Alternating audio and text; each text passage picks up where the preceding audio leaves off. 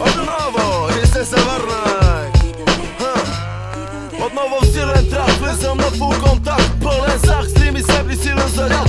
Хей, брат, за какво са ми крадени битове, след като няма да правя за Бога шитове? Хей, бейби, лапни го на Джейзи. Може би това ти е мечта, въблещо ми лейни. Скиса, за какво става въпрос, ме накраде. Снайпер ще го тури някъде отзаде.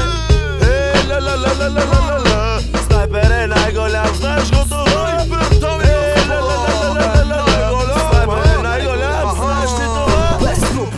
Еди колко си албума скупени, жени надупени, МС-та сдухани, 12 годишни фенове надъхани, дрехи смъкнати, инструментали отмъкнати. Забавам бита, защото всеки ме пита какво ми е мнението за българските рап МС-та. Пусни албума, чуй скита, виж клипа, сам реши кой от славата залита.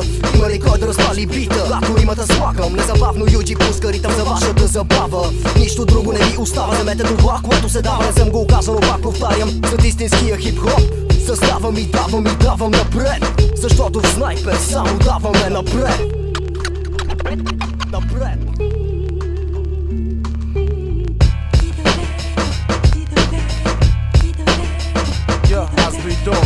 Аз дойдох.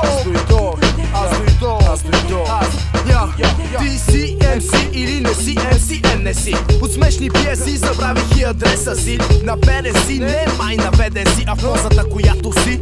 Смешен си, юджик, нас шошо с напиращи рими преливащи, ритъма заливащи. Чувствам кръвта ми кипи, но ти не разбираш ли? Чувството го няма в теб и деградираш ти, че умееш нещо парадираш. Къде сега се криеш? Натрупания срам с години няма да измиеш.